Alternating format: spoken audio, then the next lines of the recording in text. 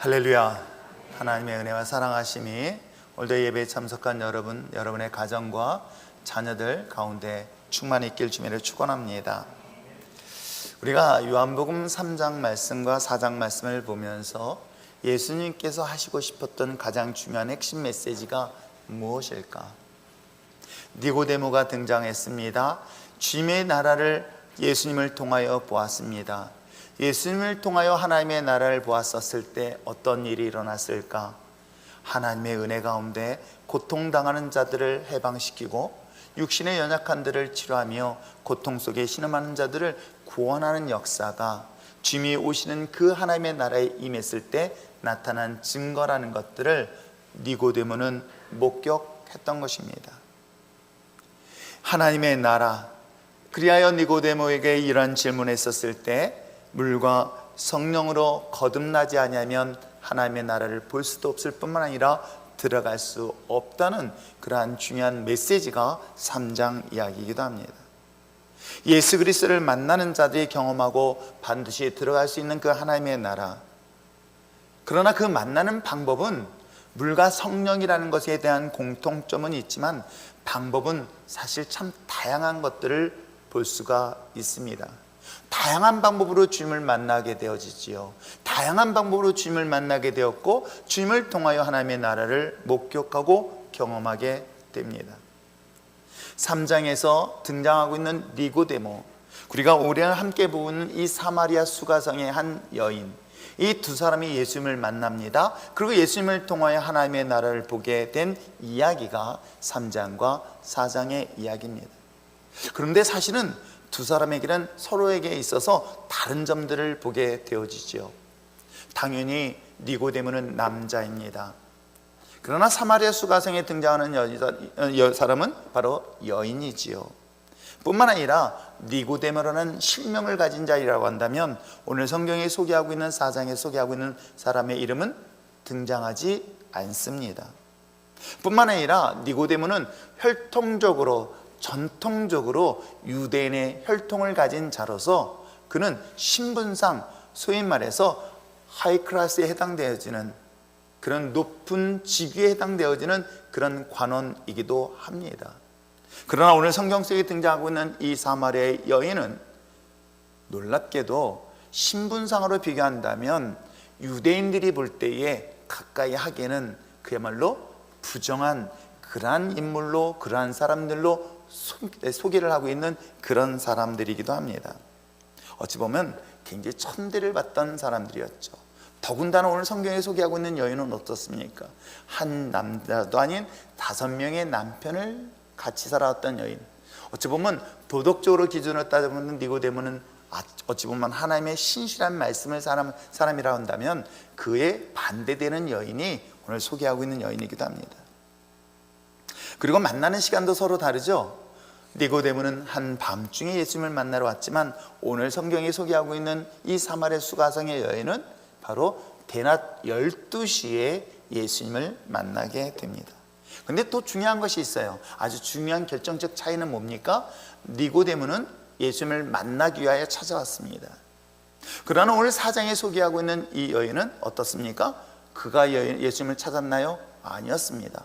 정반대로 예수님이 이 여인을 찾아갔습니다. 분명 니고데모와 사마리아 수가성의 여인 만난 예수님은 공통적입니다. 그러나 서로가에 있어서 서로 상반된 상황과 환경, 만나는 방법이 분명 다르다는 것을 볼 수가 있습니다. 그러면서 저는 오늘 3장과 4장의 말씀, 물과 성령으로 거듭난 그리스도인들, 그러면 이 본문을 통해서 3장과 4장이 이야기하고 싶은 내용이 무엇일까? 사랑하는 성도 여러분, 우리는 주일이면 11시에 여러분 이 자리에 앉아 있습니다. 무엇 때문에 이 자리에 앉아 있습니까? 우리는 예배라는 단어를 사용해서 이 자리에 앉아 있습니다. 그런데 예배는 누구를 만나는 자리일까요? 혹시 저를 보러 온 사람이 있습니까? 예, 아니요라고 그랬나요? 서운하네요 갑자기. 그러나 한 가지 분명한 것은 예배는 아주 중요한 한 사람을 만나기 위해서 왔습니다. 바로 예수님이시겠죠. 하나님이십니다. 니고데모는 스스로가 하나님 앞에 나왔습니다. 그러나 정반대로 하나님께서, 예수님께서 친히 이 사마리아 수가성의 여인을 향하여 갔던 것처럼 우리는 다양한 방법으로 예수님을 만났고 다양한 방법으로 예수님과의 접촉점을 통해서 어떤 자리로 나오게 되는지 아십니까? 바로 예배 자리에 나오게 되는 것이겠죠. 그래서 저는 3장과 4장에서 가장 중요한 키워드 한다면 워십, 바로 예배라는 관점에서 보아야 할 내용이 아닐까 생각하면서 오늘 본문을 접근해 보려고 합니다. 왜냐하면 신앙생활에서의 가장 중요한 것은 무엇일까? 가장 신앙생활에서의 본질적인 것은 무엇일까? 다양한 이유로 분명히 교회를 다니기 시작합니다. 교회를 다니는 여러 가지 이유, 여러 가지 상황에 따라서 교회를 오게 되어집니다. 그러나 한 가지 분명한 사실은 그 교회 예배를 통해서 누구를? 예수 그리스도를 만나는 것은 분명 신앙생활에 있어서의 본질적인 우리의 관심이어야 되지는 않을까요? 자, 오늘 성경 속에 등장하는 또한 사마리아 수가성의 이 여인이 예수님을 만났습니다. 그리고 만나는 과정을 통해서 그 여인은 어떻게 변했을까? 오늘 우리는 여러 가지 방법으로 이 자리에 오거나 이 자리에 왔는데도 불구하고 다양한 방법으로 주님을 만나는 이 과정들이 있는데, 저는 이 여인을 통해서 진정한 예배, 그 진정한 예배라는 것은 결국 예수님을 만나는 그 과정을 오늘 성경을 통해서 살펴보려고 합니다. 저는 개인적으로 어떤 일들을 내어주면 이게 진행하는 과정들을 참 좋아하는 것 같아요. 막 시작해가지고 막 그런 어떤 결과를 내는 것보다는 그 순간순간마다 1단계, 2단계, 3단계 그걸 계획을 짜가지고 막 하는 걸 참 개인적으로 좋아하는데, 저는 이 본문을 통해서도 그런 점들을 찾아서 여러분과 함께 은혜를 나누려고 합니다. 첫 번째, 이 여인에서 있어서 중요한 것들이 있는데, 하나는 관심 있고 하나는 무관심한 상태로 만난다는 거예요. 어찌 보면 우리가 이 자리에 와 있는데 하나는 누군가는 관심이 있는데 누군가는 관심이 없는 이 자리가 되어지는 것처럼 오늘 성경의 시작도 그러한 내용으로 출발을 하고 있습니다. 분명히 예수님을 만났습니다. 만난 그 자리였습니다. 근데 그 만남의 자리에 누구는 관심, 누구는 관심 갖지 않고 있으니 과연 누가 관심을 갖고 누가 관심을 갖지 않았을까요? 당연히 일관되게 예수님은 이 사마리아 수가성의 여인에 대한 관심을 표명합니다. 그런데 놀랍게도 이 여인은 예수님에 대하여 관심을 갖지 않는 것부터 이 이야기는 시작되어지고 있지요. 자, 한번 본문의 내용은 4장은 이런 내용이기도 합니다. 예수님께서 오늘 성경에 기록되어 있는 것처럼 그가 유대를 떠나 갈릴리를 가기 위하여 사마리아라는 그 지역을 지나갑니다. 그 사마리아 지역을 지나가는데 특별히 한 성이 소개하고 있으니 바로 수가의 성이라는 그곳에 머물게 되어지죠. 예수님과 함께 제자들과 함께 떠나는 그 길에서 맞던 이 사마리아 수가성, 점심때쯤 되었을 때 제자들에게 식량을 구하기 위하여 마을로 보내고 예수님께서는 바로 우물가에서 기다리고 있었습니다. 그런데 공교롭게도 그 시간에 바로 한 여인이 우물을 깃기 위하여 물을 구하기 위하여 우물가로 왔습니다. 이게 만남의 시작이었던 거예요. 아주 타이밍이 기가 막혔습니다.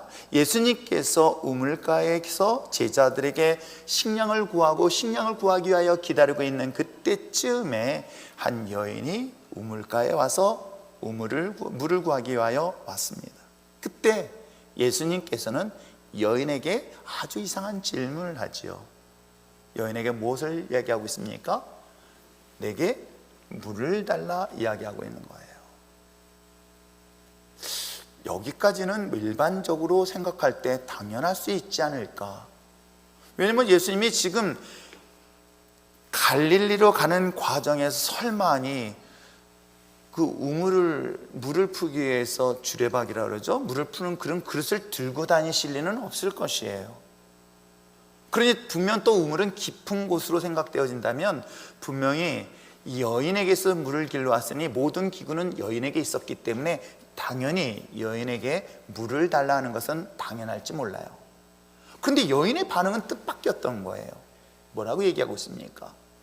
당신이 나랑 무슨 상관이 있기에 나에게 물을 달라 합니까? 라고 얘기를 하는 거예요. 참 보니까 매너가 없어요. 여러분이 혹시 지나가다가 길을 물어보면 몰라요 하고 그냥 지나치지 마시기 바랍니다. 친절하게 길을 안내해 주세요. 왜냐하면 여러분 율전교회 성도라는 것은 세상 사람들이 다 알고 있어요. 조금만. 여러분 어떻습니까? 지나가는 나그네가 물을 달라 할 때 당시 팔레스타인, 즉 고대 근동의 일반적인 사람들의 사고 속에서는 나그네에게 물을 주는 건 당연한 것이에요. 그런데도 불구하고 여인은 뜻밖의 예수님의 요구에 너 나하고 무슨 상관계 있냐? 라고 얘기를 하는 거예요. 그 배경을 오늘 여인은 소개하고 있습니다. 왜?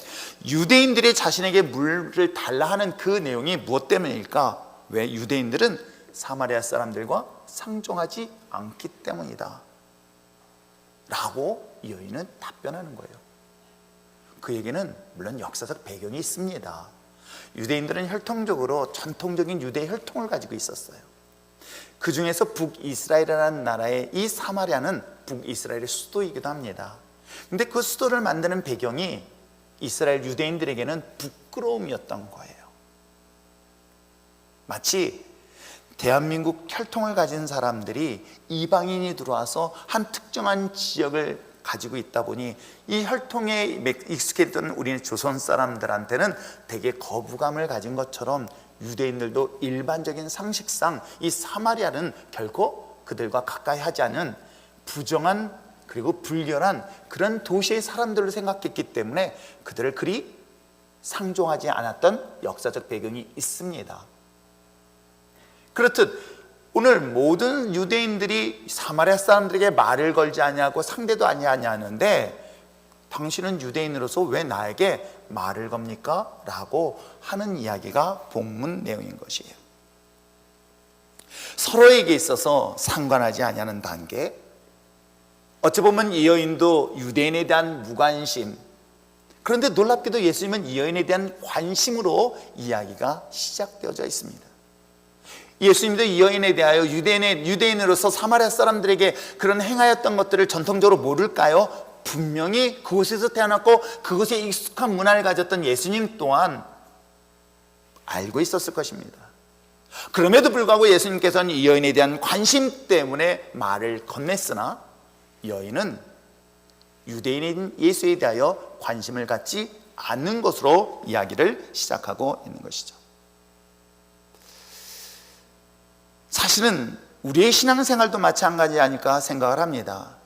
주님께서 우리의 만남을 통해서 동일하게 적용할 수 있는 것이 있다고 한다면 대부분의 많은 사람들이, 아니 이 자리에 있는 우리들도 정작 주님은 우리에게 관심을 갖고 있는데 우리가 주님에 대한 관심, 주님에 대한 무관심으로 이 자리에 오는 사례들을 사실 참 많이 볼 뿐만 아니라, 아니 어찌 보면 세상 사람들 또한 마찬가지 아닐까 생각해 봅니다.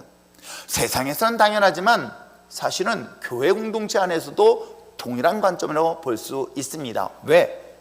여러분 사마리아라는 지역도 이스라엘이라는 그 땅덩어리 안에 있는 그러한 같은 민족, 같은 족속이 살고 있는 나라 안에 있는 사람들로 본다면 저는 이것이 굳이 이방인이 아닌 바로 율전교회 교회 공동체 안에도 동일하게 접근해 볼 수 있는 내용은 아닐까 생각해 봅니다.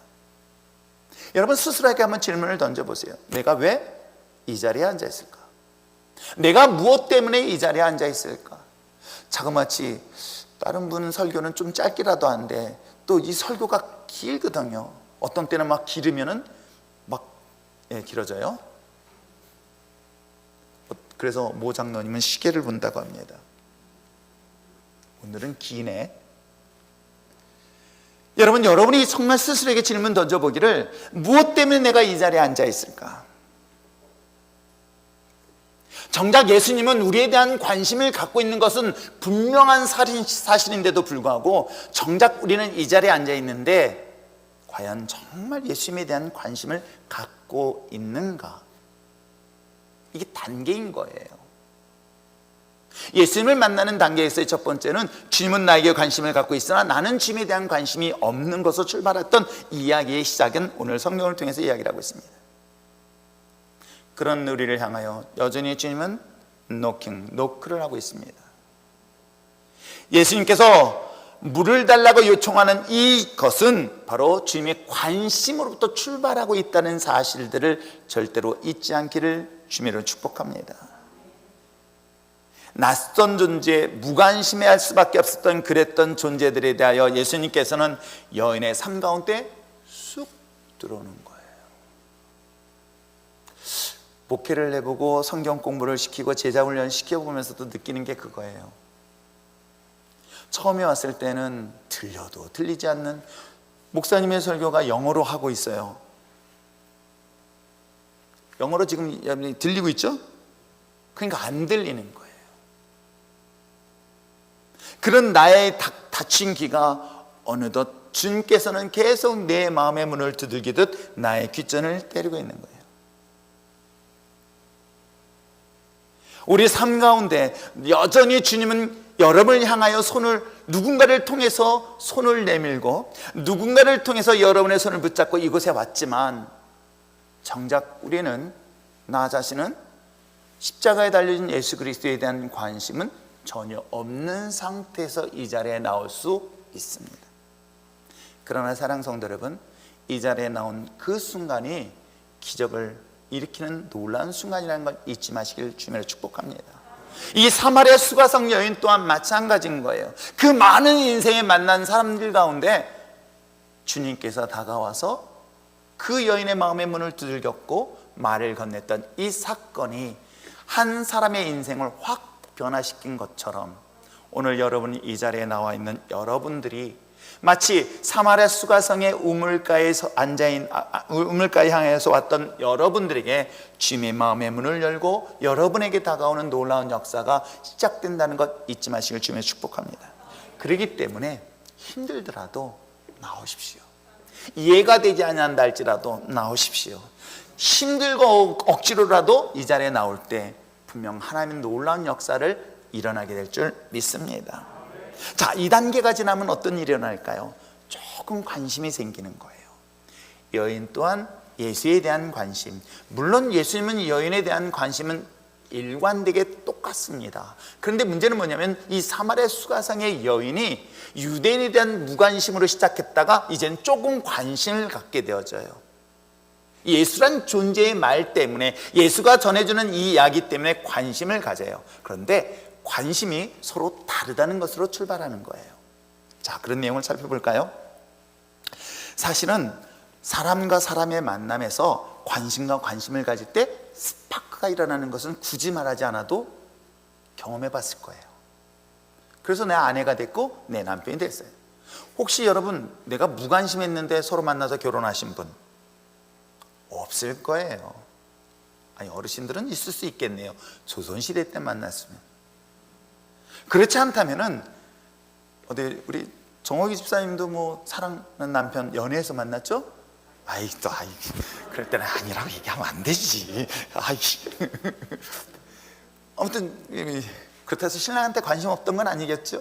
말 잘 쓰면 잖아요. 안 계시다고 또 함부로 하면 안 되겠다. 여러분 어때요? 어쨌건 간에 두 사람이 관심을 가질 때 불이 일어나잖아요. 스파크가 일어납니다. 오늘 성경 속에 등장하고 있는 이 4장 이야기 아닌 니고데모도 마찬가지인 거예요. 니고데모가 예수님에 대하여 만났을 때 서로 관심을 가짐으로 만남으로 인하여 놀랍게 스파크가 일어납니다.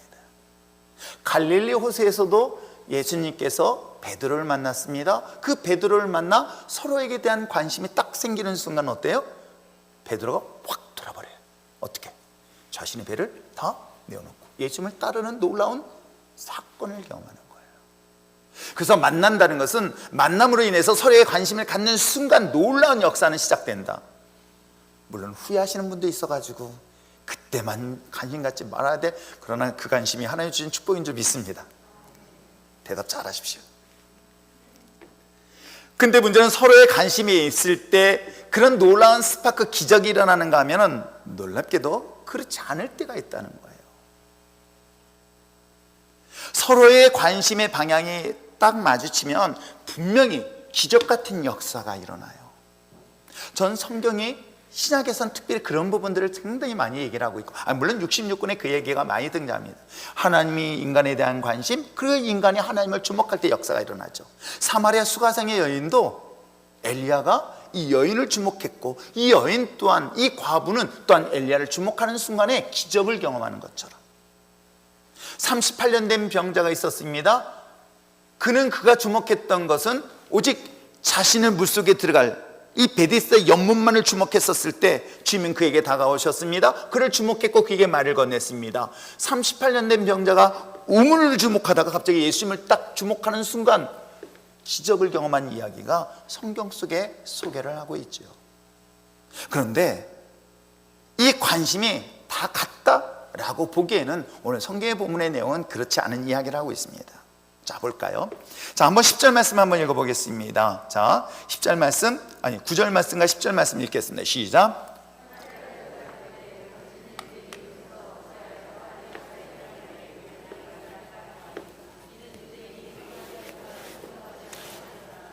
예수께서 대답하여 이르시되 내가 만일 하나님의 선물과 또 내게 물 좀 달라 하는 이가 누구인 줄 알았더라면, 여러분 참 이 묘한 이야기인 거예요. 여러분 이야기 시작이 어떻게 된 줄 아시죠? 한번 상상을 해보세요.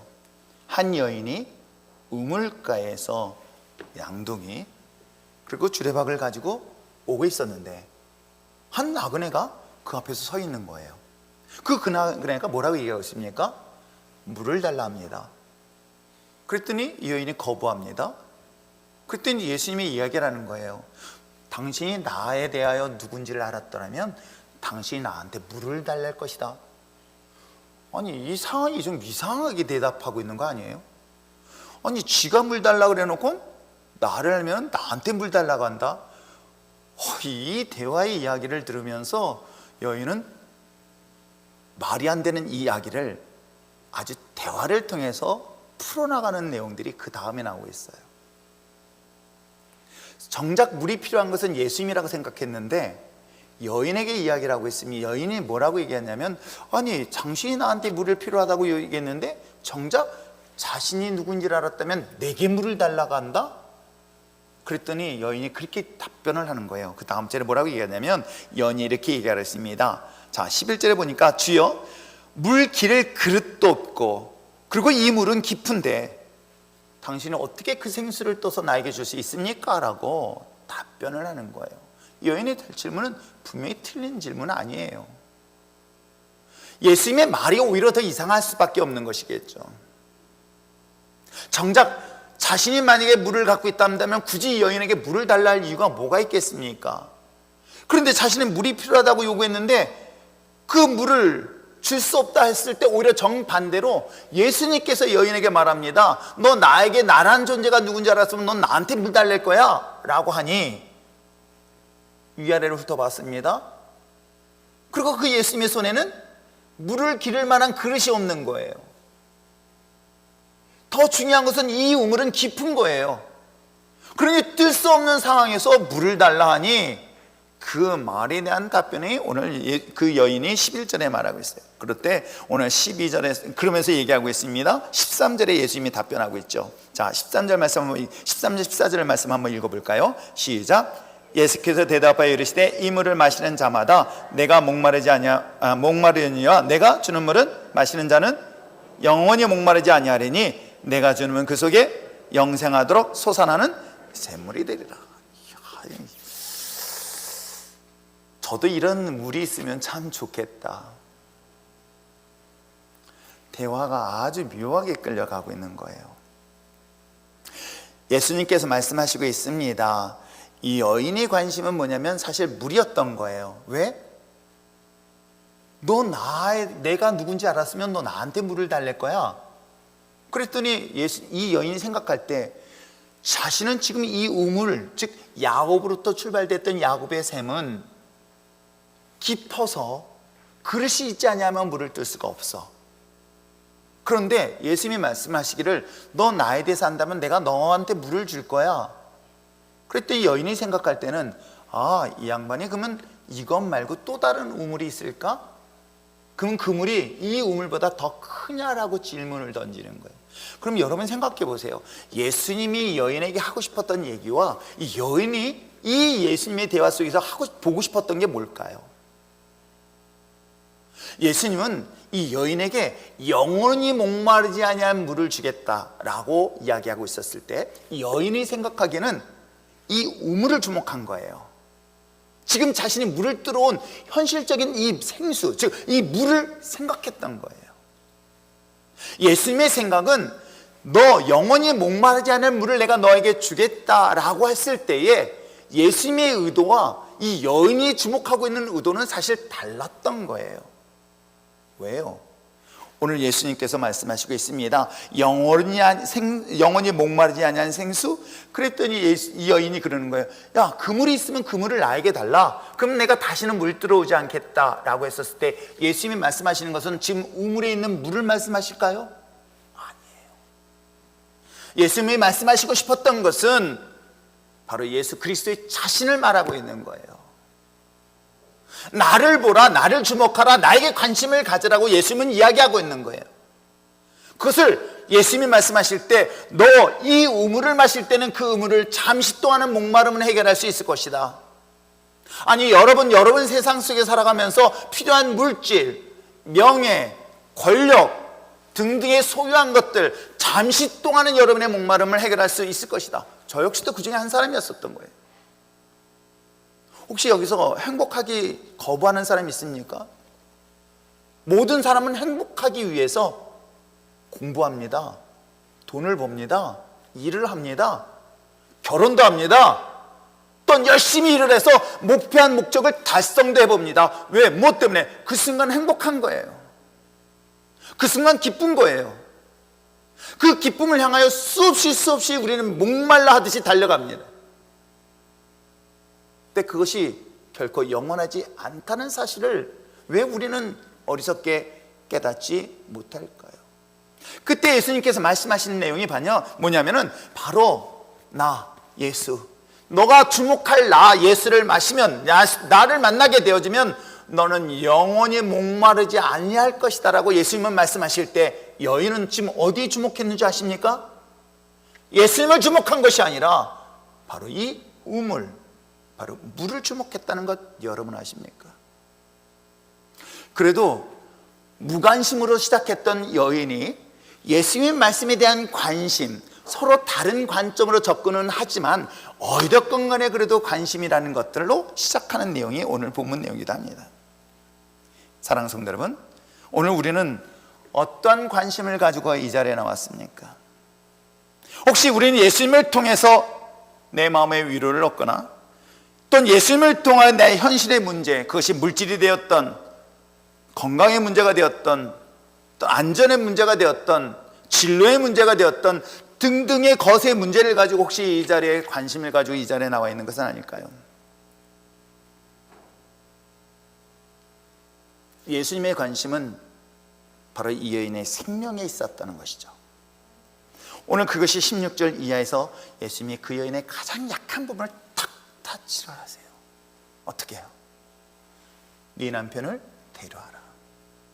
아마 이 여인에게 있어서 이 질문은 순간, 자, 영원히 목마르지 않은 생수, 우물을 주겠다라고 했었을 때 그 우물을 주는 방법 중에 혼자서 하니까 이 우물을 가져가려면 남편이 있어야 되지 않겠냐라는 질문을 한 것 같이 이해될 수도 있어요. 그랬더니 여인이 뜻밖의 답변을 합니다. 뭐라고 얘기해요? 예수님 말씀하십니다. 16절에 내 남편을 불러오라. 17절 말씀 한번 읽어볼까요? 시작. 여자가 대답하여 이르되 나는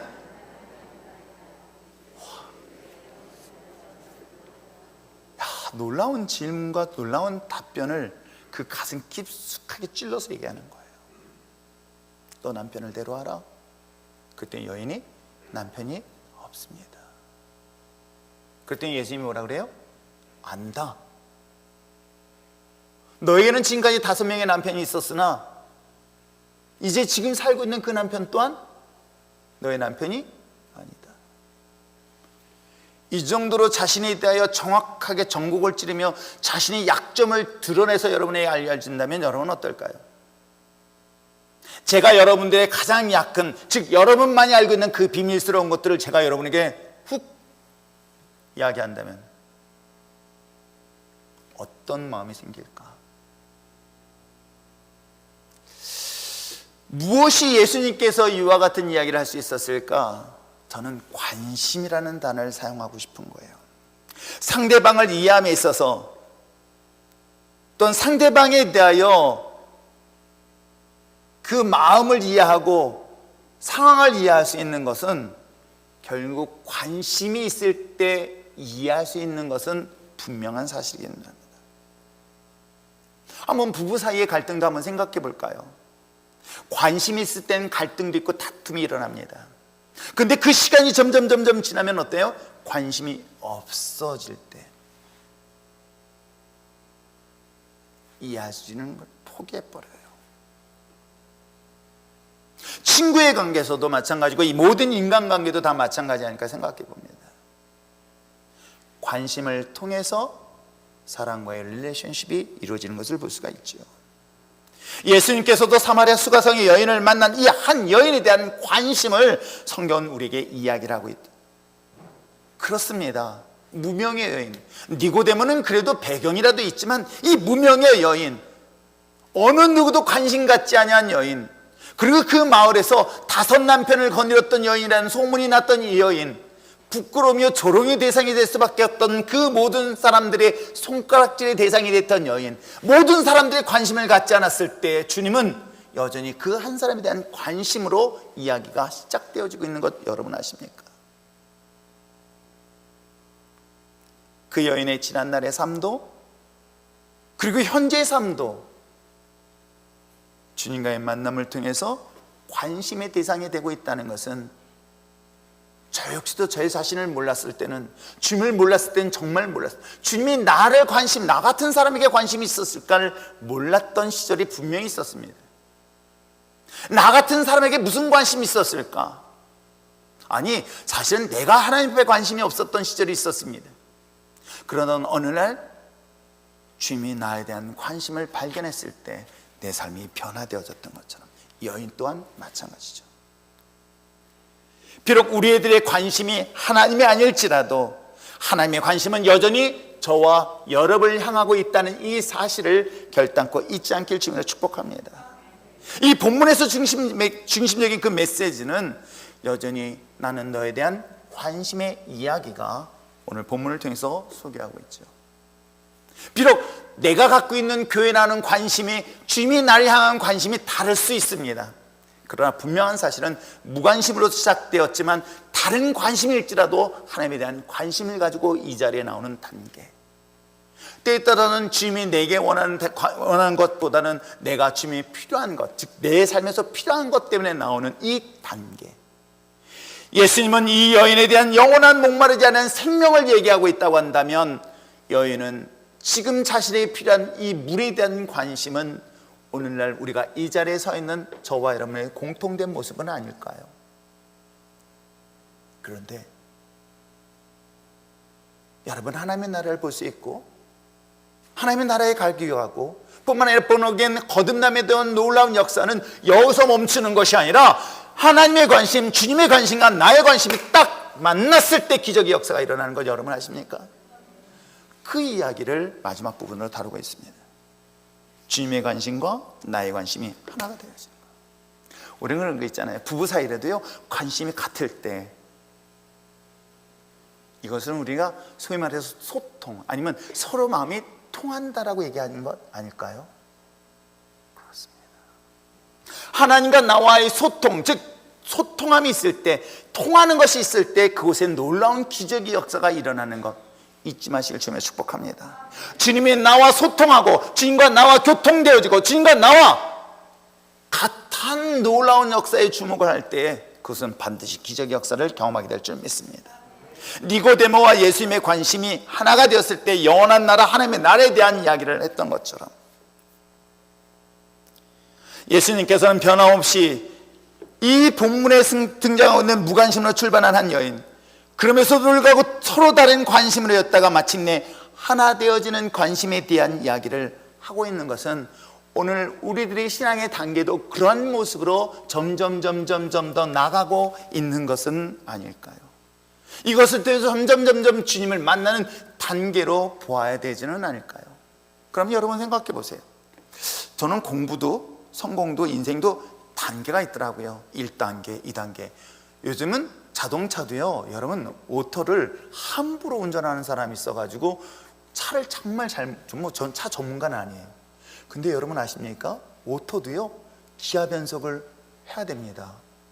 그때 어떻게 하냐고요? 아닙니다. 운전하다 보면 순간 차에서 기아 변속을 하는 걸 느낄 때가 있어요. 1단에서 2단, 2단에서 3단, 4단에서 5단. 그럴 때 엑셀에다 밟는 게 아니라 살짝 줄여서 속도를 잠깐 줄였다가 다시 한번 올라갈 수 있게끔 자연스럽게 하면 엔진이 큰 무리가 없는 거죠. 단계가 있는 것. 근데 요즘에 옛날 스틱은 어떻습니까? 1단, 2단, 3단, 4단 올라가는 것처럼 우리들의 신앙도 마찬가지인데 여러분 어떻습니까? 제가 처음 회사에서 차를 줬습니다. 차를 줘가지고 운전면허증 탁 따가지고 회사에서 퇴근할 때 회사에서 차를 줬으니까 차 키를 주면 가져가라는 거예요. 버스로 30분 거리를 2시간 만에 왔어요. 그리고 차에서 내렸더니 옷이 다 젖었어요. 더 놀라운 사실은 일단 놓고 끝까지 왔어요. 뒤에서 얼마나 욕을 해야 되는지 들리지가 않았어요. 만약에 그걸 들렸으면 저도 차에서 내려서 뭔 일이 벌어질지도 몰랐던 젊은 나이에 우선 기아 변속을 할 줄 몰랐어요. 떨려가지고. 그리고 오직 앞만 보고 가는 거예요. 그리고 1단을 놓고 하니까 아무리 밟아야 1단이에요. 소리만 클 뿐. 난 지금 생각해도 그때는 어떻게 운전했는지 몰라요. 딱 한 번 그렇게 애고 난 다음부터는 정지해 드려서 기아 변속을 했어요. 여러분 이 단계처럼 우리의 신앙이 어려우면 1단에서 멈추길 원하십니까? 1단에서 4단, 5단이 뭐예요? 속도 차이가 나는 걸 아시잖아요. 우리 인생도 마찬가지고 신앙도 마찬가지인 거예요. 교회를 여전히 나와서 나는 이방인처럼 무관심하고 주님은 나에게 관심 있지만 무관심한 상태로 머문다면 마치 성경 속에 기록되어 있는 것처럼 이방인의 뜰에서 머물다가 주님과 상관없이 인생을 마감할 수도 있다는 거예요. 여기까지는 하나님의 역사를 경험할 수 없어요. 그러다가 이젠 주님의 관심과 내 관심이 조금 달라도 그래서 주님을 통해서 뭔가에 대한 관심을 가질 때 분명히 역사는 경험할 수 있어요. 그러나 여러분, 이 오늘 여기서 이야기하는 궁극적인 것은 물과 성령으로 거듭남에 대한 born again에 대한 이야기를 한다면 우리는 마지막 단계인 주님의 나에 대한 관심 그리고 나에 대한 관심이 주님을 향하여 일치되어지길 전 주님의 이름으로 축복합니다.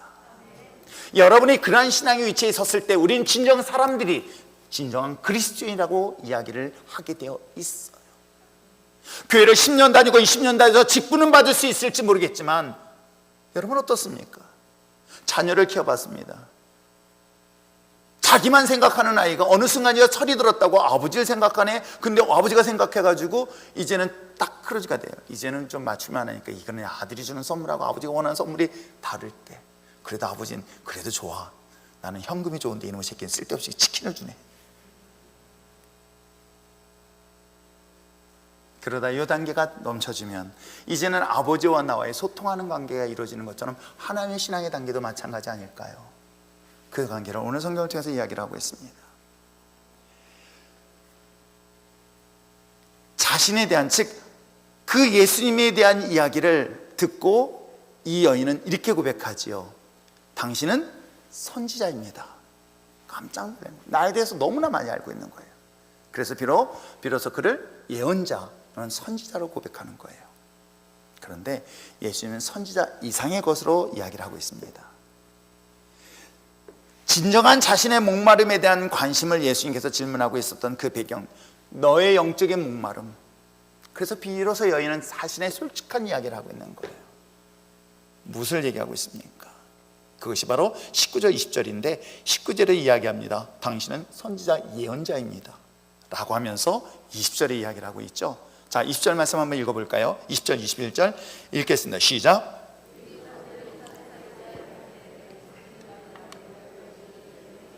자, 20절의 내용은 여인이 비로소 자신의 정말 목말라 하는 것을 얘기하고 있는 거예요. 뭐예요? 예배에 대한 얘기를 자취를 하고 있는 거예요.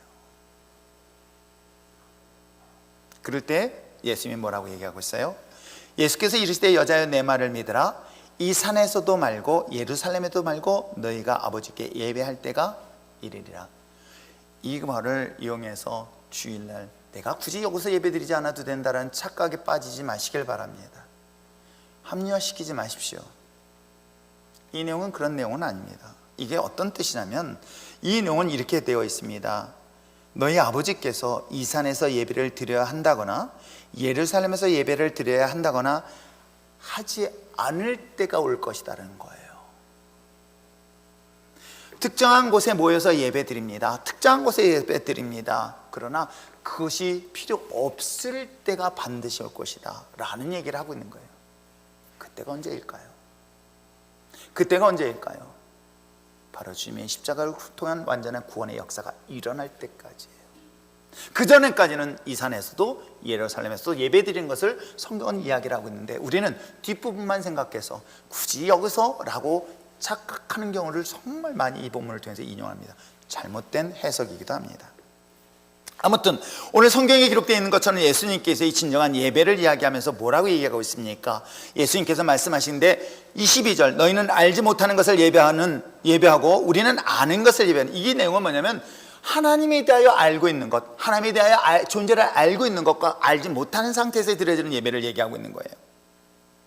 그러면서 하나님께서 참되게 예배하는 자는 영과 진리로 예배할 때가 오나니 이때라 아버지께서 이러한 예배하는 자를 찾으신다라고 얘기를 하고 있는 거예요.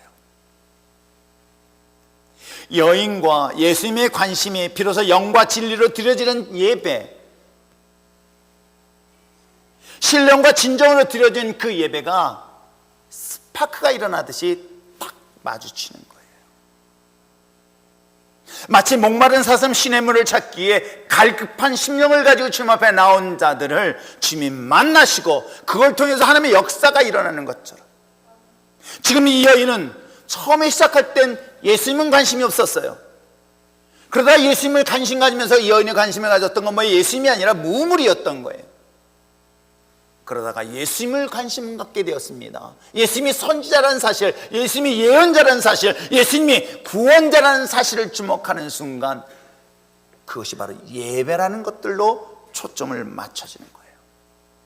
예수님께서 드려지는 그 예배, 여인이 사모하고 있는 그 예배, 여기서 놀라운 기적의 역사가 일어나는 것들이 오늘 성경의 이야기이기도 합니다.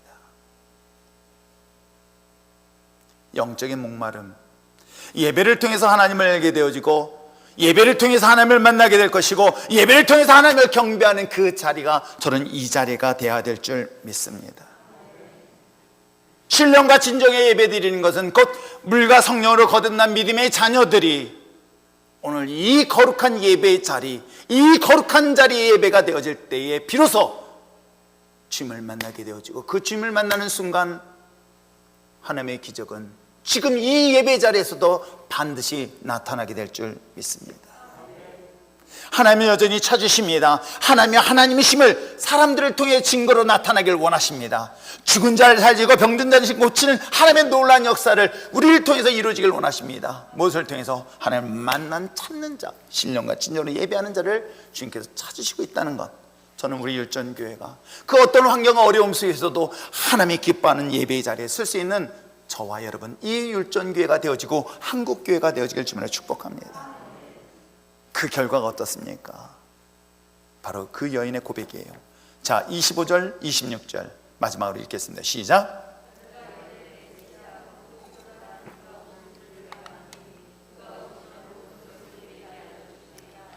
예수께서 이르시되 내가 말하는 그가 내가 그니라. 누구를 만나요? 메시아를 만나는 거예요. 구원자를 만난다는 사실을 얘기합니다. 자, 그러면 우리가 예수님을 만나는, 구원을 만나는 그 거듭남의 사건은 무관심으로 해서 관심에서 관심이 일치되어질 때 역사가 일어나는 것. 그러면 주님의 관심은 어디에 있을까요? 바로 예배하는 자를 찾고 있다는 것 여러분 아십니까? 그 예배하는 자를 통해서 여인 놀라운 구원의 기쁨을 경험하게 되는 것이죠. 신령과 진정으로 드린 그 예배를 통하여 하나님이 죽은 자를 살리고 병든 자를 고치는 하나님의 놀라운 역사를 반드시 경험하게 될 줄 믿습니다. 그뿐만이 아니에요. 이 여인에게 또 다른 변화가 일어나요. 그게 바로 맨 마지막 후반부에 나오는데 39절 이하예요. 어떻게 해요? 여인이 자신의 마을로 돌아가서 메시아를 만났다고 고백하며 간증하고, 그로 인하여 그 마을의 사람들이 예수를 믿게 되었다라는 얘기로 성경은 말하고 있어요. 그렇습니다. 오늘 우리는 이 자리에 11시에 예배를 드리러 분명 나왔습니다. 무엇을 하러 나왔습니까? 무엇 때문에 여러분이 이 자리에 왔습니까? 아내의 강요? 잔소리? 아니면 습관? 그래도 나는 여전히 관심이 없는 상태로 혹시 이 자리에 있는 분은 안 계신가요? 주님께서 찾으시고 있으니 여러분, 이제 여러분의 관심이 주님의 십자가를 향하여 바라볼 수 있는 여러분 됐으면 참 좋겠습니다. 주님의 관심이 나의 관심이 되어지기를 저는 소망합니다. 거저 이 자리에 왔다가 거저 가는 그 자리가 아니라 하나님의 영광을 드러내는 거룩한 믿음의 생명의 자리를 쓰기 위해서 단순히 이제 내 모든 문제를 해결하기 위한 내 관심, 모든 것이 나의 관심이 아닌 이제 주님의 관심으로 일어날 때에 여러분, 놀라운 변화가 일어났으니 자신뿐만이 아니에요. 자신이 속한 가정, 놀라운 구원의 역사가 일어나게 될 줄 믿습니다. 여러분 한 사람과 주님을 만난 이 스파클 사건이 여러분의 속한 직장을 변화시키는 데 놀라운 역사가 일어난 것 여러분 아십니까? 얼마 전에 기독교 뉴스에서 70년대, 80년대 그 전후의 뉴스로 올라와요. 그때 신우에 대한 얘기 나오더라고요. 와, 그때 내가 그때 신우에 그때 중심적으로 활동했구나. 직장 신우에 막 새롭게 개척해 나갔었다. 내가 있는 사업장을 그리스도인들이 모여서 거룩하게 변화시켜 갈 수 있는 그런 믿음의 자녀들, 하나님의 거룩한 나라. 그리고 3장에서 이야기하는 거듭남, 물과 성령으로 거듭난 사람들은 하나님의 나라를 불고 하나님의 나라에 들어간다. 그 결과 어떤 삶이 변화되어진다? 주님의 관심과 나의 관심이 하나가 되어지고, 그 관심을 통하여 온전한 예배가 회복되어지고, 그 예배를 통하여 뭐예요? 자신뿐만 아니라 내 주변에 있는 모든 가족의 구원의 역사가 일어난다. 이 사실을 우리에게 이야기를 하고 있습니다. 그러므로 사랑하는 성도 여러분, 오늘 이 자리에 이 단계를 기억하면 여러분은 어느 위치에 서 있습니까? 여전히 1단계에 머물러 있는 사람들, 이제는 2단계, 아니 굳이 1단계, 2단계, 3단계? 그렇게 기하 변속하세요. 단계별로 가지 않냐고요? 놀랍게도요, 성경은 1단에서 3단으로 바로 넘어가게 하더라고요. 그래서 먼저 된 자가, 나중 된 자가, 이 말이 얼마나 큰 위로가 되는지 몰라요. 비록 늦게 신앙생활을 했다 할지라도 그건 중요하지 않습니다. 내가 오늘 이 자리가 주님을 만나는 자리고 주님과 나와의 관심이 하나가 되어질 때, 오늘 하나님께서는 먼저 된 자를 부끄럽게 하고 나중 된 자를 높이시는 놀라운 역사를 반드시 경험하게 될 줄 믿습니다. 이런 단계를 스스로에게 구별하면서 이제는 주님에 대한 관심이 나의 관심으로 하나 되어질 수 있도록 주님을 주목하며 나갈 수 있는 저와 여러분 됐으면 참 좋겠습니다.